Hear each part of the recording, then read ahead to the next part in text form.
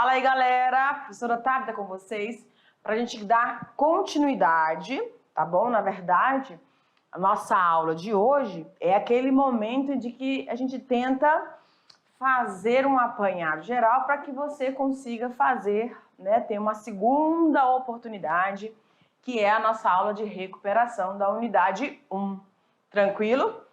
Então, quer dizer que você não foi muito bem, mas tenho certeza que você vai se dar bem agora, tá bom? Vamos lá, então, jogando na tela? A nossa aula 21.1, nós vamos abordar dentro dessa revisão para recuperação conceitos básicos em genética, a lei do monohibridismo, que é a primeira lei mendeliana, o dihibridismo, segunda lei mendeliana. Vamos falar um pouquinho das extensões mendelianas, vamos falar sobre o núcleo e a síntese de proteína, tá bom? Então, na aula 2.1, que era que a gente estava falando sobre os conceitos básicos de genética, a gente abordou a questão da hereditariedade. Prof, o que é mesmo a hereditariedade? É a capacidade que o indivíduo tem de transmitir as suas informações genéticas, correto? Então, ele vai transmitindo, cada vez que ele se reproduzir, ele vai deixando essa informação genética para os seus descendentes. Seja um micro-organismo, a bactéria, que faz as recombinações genéticas, que a gente viu nas aulas anteriores, ou plantas ou animais vão estar participando desse processo de transmissão de características que a gente chama de hereditariedade. E a gente obtém isso através do material genético, do DNA. E esse DNA, que lembram, a gente tem uma dupla fita, não é isso? Onde a gente tem aí os pares de bases, adenina, timina, e em cada uma desses trechozinhos desse DNA, nós vamos ter quem? Os genes. Esses genes, eles vão estar presentes em pares de cromossomos homólogos. Ou seja, esse gene aqui, A e Azinho, esse par de genes alelos nesses cromossomos, apresentam um espaço, uma casinha, onde a gente vai ter e vai chamar, denominar de locus gênico. Cada característica é determinada, então, pelo parzinho de genes alelos, tá certo? Cada indivíduo, galera, ele tem o seu conjunto de cromossomos. E a esse conjunto de cromossomos, nós temos a formação do cariótipo, tá bom? Vamos dar uma olhadinha? Calma aí que a gente tem aqui algumas visualizações de algumas imagens. Então tá aqui, ó, os cromossomos homólogos. Isso quer dizer que um é de origem paterna e o outro de origem materna. Então a região onde você vai ter esses genes, que é o locus gênico, vai conter um parzinho de alelos que vão determinar a característica, cor dos olhos, tá? Cor da pele, ok? E assim sucessivamente para cada característica. Perfeito? E esse cariótipo, ele vai estar então presente e determinando todos os cromossomos presentes na espécie. A nossa espécie humana apresenta 46 cromossomos, só que eles são posicionados aos pares. Então nós vamos ter aqui, ó, 23. Esse aqui é o parzinho 23, tá? E aí, quando a gente visualiza o local dos cromossomos 23, do parzinho 23, a gente vai saber se é um homem ou se é uma mulher. Por quê, professora? Porque ela vai ter ou X ou Y. O Yzinho sempre ele é menorzinho, tá bom? Vamos aqui. E aí, a gente também tem a caracterização desses alelos. Eles podem ser homozigotos dominantes ou homozigotos recessivos, tá bom? Mas também podem ser o quê? Heterozigotos, quando eles são diferentes. Pode ser azão, azinho, pode ser pezão, pezinho, e assim sucessivamente. Hemizão, hemizinho, tá bom? Quando eles são diferentes, a gente chama que eles são heterozigotos. Vamos então para adiante. Uma questãozinha aqui para vocês diz o seguinte: em genética, o termo que descreve as características observáveis ou caracteres de um organismo ou população, como morfologia, desenvolvimento, propriedades bioquímicas ou fisiológicas e comportamento. Qual é essa parte da biologia que vai conceituar essa forma? É o heterograma, ou é o cariótipo, é o genótipo, é o gene ou é o fenótipo? Então, as características observáveis, elas vão estar presentes no fenótipo, tá bom? Que é a nossa letra E. Vamos adiante. A aula 4.1, que é do monohibridismo, vai descrever, então, o experimento feito por Gregor Mendel com ervilhas, né? A Pisum sativum, lembram disso? E nessa primeira lei, ele utiliza uma característica somente. Ele começa a estudar a transmissão das características a partir de uma única característica. Qual foi a característica que ele utilizou? Cor da semente, se era amarela, se era verde. Para isso, ele obteve populações de ervilhas puras. O que são puras, professora? São homozigotas, ou seja, elas só podem transmitir aquela mesma característica aos seus descendentes. E aí ele fez o cruzamento, aqui são os gametas formados a partir desses indivíduos, e a partir do cruzamento, ele fez, então, gerou a geração F1, tá? E aí ele obteve indivíduos heterozigotos. Lembra que eles são diferentes, os heterozigotos? Perfeito. Só que 100% saíram com a característica amarela. E aí ele pegou esses indivíduos e permitiu o seu processo de autofecundação. E aí o que acabou acontecendo? Nesse processo aqui você tem os gametas formados a partir dele. Lembra que o gameta vai ter, se a gente está trabalhando uma só característica, então o gameta vai ter apenas um genezinho, né? Que vai determinar aquela característica, tá? Ok. E aí ele pegou, fez novamente a autofecundação e obteve o quê?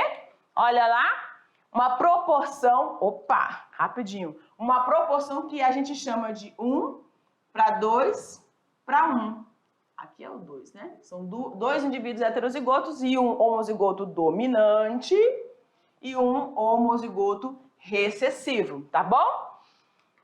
Ok, questão do número 2 diz o seguinte: no cruzamento entre dois coelhos puros, sendo macho com característica fenotípica, ou seja, aquilo que eu consigo perceber. Então, qual é a característica fenotípica? A cor preta.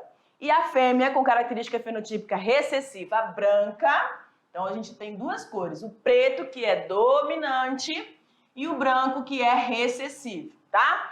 Você vai esquematizar os genótipos dos descendentes da geração F1. Se ele é preto e eles são puros, presta atenção, que aqui está a dica. Se eles são puros, eles são homozigotos. Se são dominantes, a gente pode representar como pezão para preto e pezinho para branco, porque eles também são homozigotos. E aí, olha como é que a gente vai ter. Então, o indivíduo, pezão, vai participar ali com o pezinho, que é o branco. Os seus gametas só podem ser pezinho, e aí você vai ter 100% de coelhinhos da coloração preta. Por quê, professora? Porque o pezão é dominante, lembram? Ok, mas ele é um indivíduo agora heterozigoto, tá certo? Então ele pode dar aquela proporção na geração F2 de 1 para 2 para 1, como ele obteve. Ok? Na quinta aula, a gente falou sobre o dihibridismo. Nessa, agora, Mendel já trabalha com duas ou mais características. Então, ele pode pegar cor da semente e, por exemplo, textura da semente, tá bom? E aí vai brincando aí com as questões dessas características. Ele fez o mesmo processo, tá, pessoal? Ele pegou lá os puros, permitiu o cruzamento, aí obteve a geração F1 aqui, ó, que a gente não está mostrando do início, tá? Já está na geração F1. Na geração F1, a gente sabe que surgem indivíduos heterozigotos para as duas características. Aqui eu tenho cor e eu tenho textura. Ou ela vai ser amarela ou verde, ou amarelo Vzão, verde Vzinho, ou ela vai ser rugosa, o Rzão, e lisa, o Rzinho, tá bom? Aí você joga tudo isso aqui no quadro de Pinet a partir dos gametas que esse indivíduo vai formar, tá certo?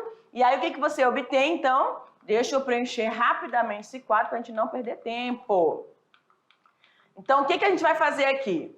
Eu vou pegar, primeiramente, Pronto.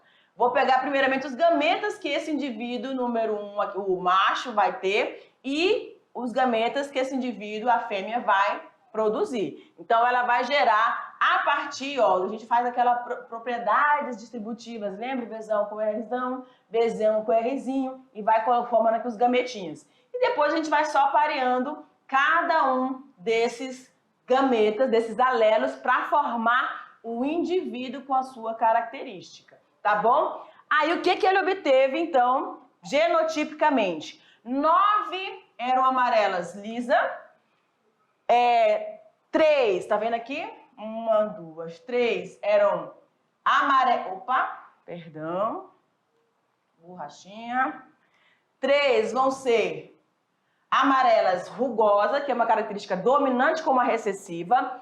3 vão ser verdes, que é uma característica recessiva, com lisa, que é uma característica dominante. E aí, uma só vai ser, então, lisa ou verde e rugosa, que é a característica recessiva, tá bom? Então, o que ele conseguiu comprovar aqui na segunda lei? Que os alelos se distribuem independentemente, formando características, tá bom? Então, você pode ter, sim, a partir dessa independência desses pares de fatores que eles chamavam antigamente, mas são os pares de alelos, eles podem se distribuir aleatoriamente, né, independentemente das características e formar esses indivíduos com característica ou dominante e recessiva no mesmo indivíduo, tá bom?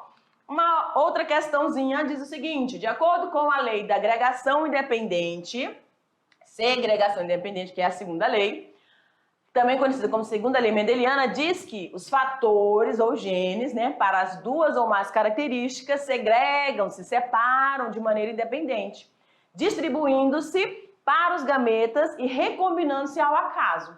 Analisando o que foi dito no texto acima, podemos concluir que o indivíduo de genótipo Pzão, isso aqui é só o indivíduo, tá, gente? Ele tem a característica, são duas aqui, ó, dividindo aqui. Pzão é uma característica, Czinho é outra característica. Ele terá gametas. Olha lá. Observando esse indivíduo, eu tenho o que aqui, ó? Se eu fizer a propriedade distributiva, eu vou ter Pzão, Czão, né?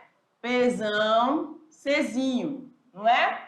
Então, o que eu vou ter de gametas formadas a partir desse indivíduo aí? Olha lá, Pzão, Czinho, que são os gametas prováveis, né, possíveis para esse tipo de genótipo desse indivíduo. Perfeito? Letra B, então, questão 3. Vamos seguindo.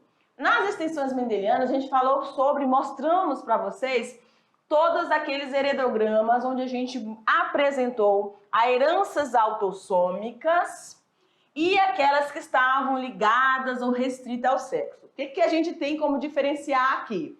As autossômicas, elas não estão ligadas ao sexo, ou seja, não estão relacionadas ao parzinho de cromossomos lá no cariótipo que está lá no 23, tá bom? Eles fazem parte dos 22 antecessores ali.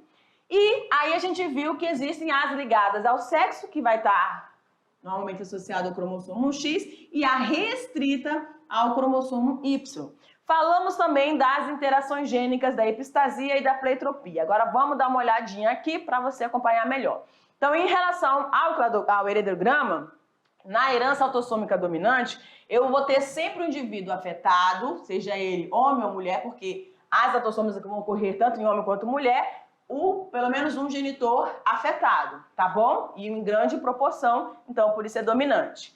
Na recessiva, eu não tenho obrigatoriamente o afetado sendo, os seus genitores sendo afetados, não. Pode ser ou pode não. Em uma geração você pode ter o salto dessa alteração genética, tá bom?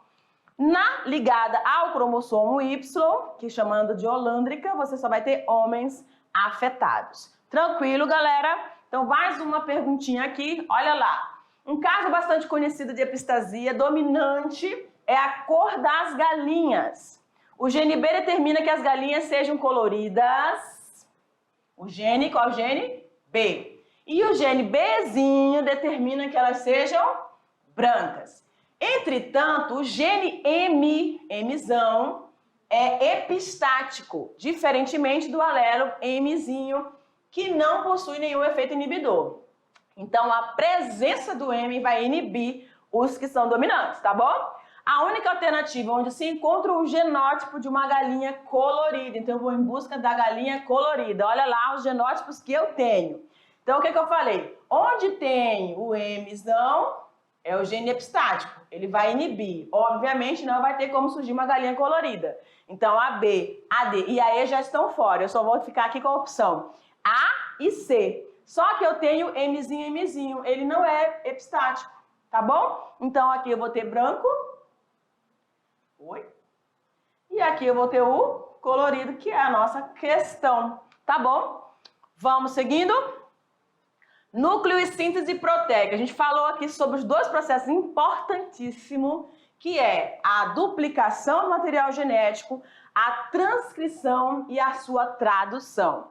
Vamos rever aqui rapidinho que a gente sabe que o DNA ele é constituído por nucleotídeos. E esses nucleotídeos são compostos por uma pentose, por um grupo fosfato e pelas bases nitrogenadas, que são 4 aí, a adenina, timina, guanina e a citosina. Perfeito? Então isso aí forma uma unidade que está presente aí, como chamada de nucleotídeo, que vai compor o material genético.